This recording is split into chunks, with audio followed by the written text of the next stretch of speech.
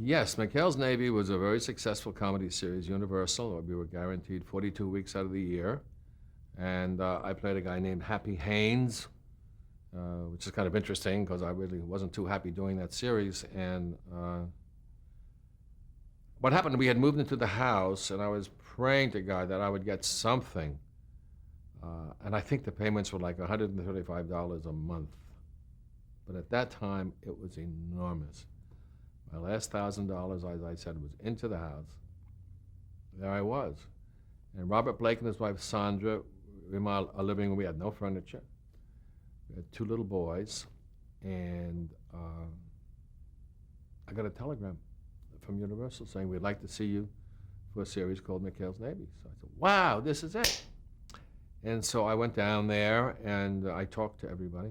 Eddie Montana is a fabulous producer. And Cy Rose, a great writer. All award people, they're from the Sergeant Bilko days. And they told me they wanted me to do it. And so I went home and I talked to my agent, and he said, I don't think you should do it. I said, we're guaranteed 42 weeks out of the year. I mean, whew, what an answer to prayer, you know what I mean? And my wife said, I don't think you should do it, you know, because they wouldn't guarantee any kind of billing, and I had already had, you know, the guest star stuff. And but I said, no, you don't understand. This is for me. Now, this will take the monkey off my back regarding the payments for the house. You know, this is going to take care of everything. And so I decided to do it, and I did it. And I met some great people there. You know, Ernie Borgnine's a great guy, Tim Conway, Joe Flynn, Gary Vincent, who's dead, Billy. I mean, so many of them passed away now. And, yeah, by the time somebody's watching this, I won't be here anymore either.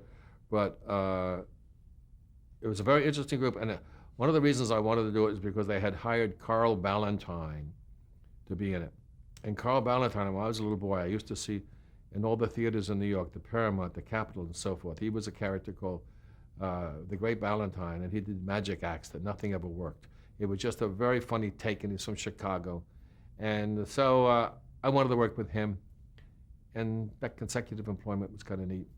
I thought I could do it. And at that time, my identity was coming through the kind of sizes of the parts I had, and you know, wanting to be somebody else. And McHale's Navy, I had like 2 lines a week, and these young people they just picked up who hadn't had an acting career, but they had certain types.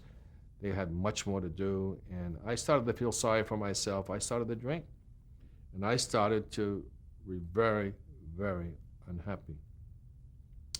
And one night, I remember I was drinking, and I just felt like I couldn't go home to face my wife. I just felt that, you know, as an actor, I was just going down the tubes. And I said, oh, forget it. And there's a road up in the West Coast up here called Mulholland Drive. The movie was called Mulholland Drive. And I said, it's not worth it. Nothing is worth anything anymore. And I just selfishly started to go off the road to go down. And something made me put my foot on the brake, and I stopped it. And so Robert Blake didn't live far from there. So I went over to his house. He said, what's up? It's late. I said, I know. I said, I'm going through the terrible inner turmoil. I said, I just tried to go off the road. He said, there's a shrink I know, you better go see. And I told my wife, and it took a while, but I finally was able to go there. And he said, you got to get out of that show. He said, where you are, where your identity is, you've got to get out of that show.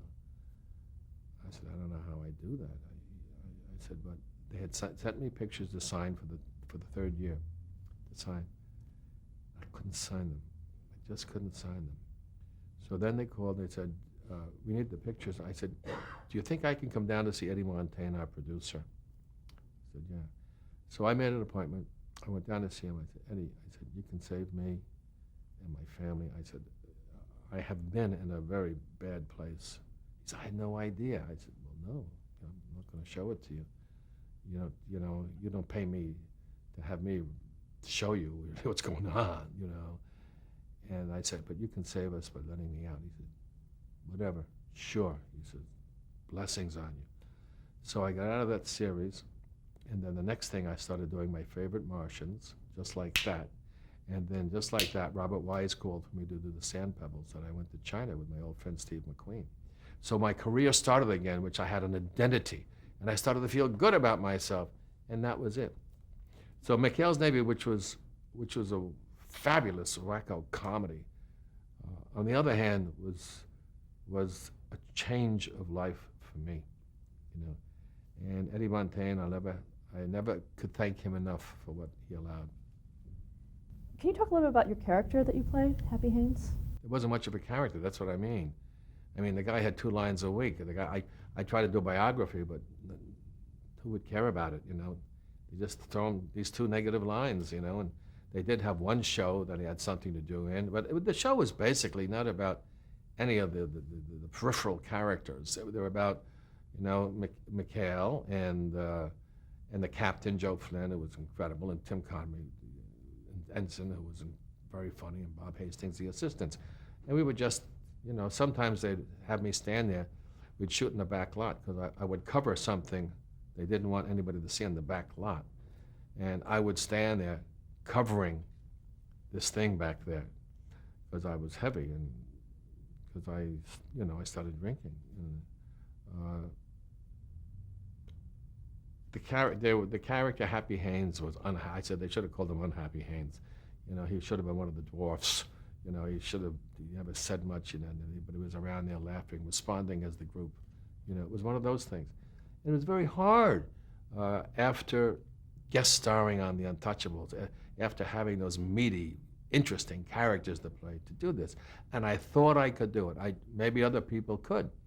I thought I could do it because of the consecutive employment. And then we had another kid in between. We had Julie in between. We kept having children. And but I tell you, the moment he said, "You can go," I felt like a bird that was let out of a cage. I just felt fabulous. I said, "Where am I going to land? Where am I going to land?" And John Ehrman, my old friend, had called, and a lot of people never saw McHale's Navy. They thought I was in New York doing a play, because when I surfaced, they said, "Where have you been?" Because they didn't even know, you know. And so that's the story. So the experience didn't put you off acting at all? Oh, not at all. It made me really want to do more, you know. Did it change what kind of things you wanted to do? No. I always felt blessed just to have any kind of a part.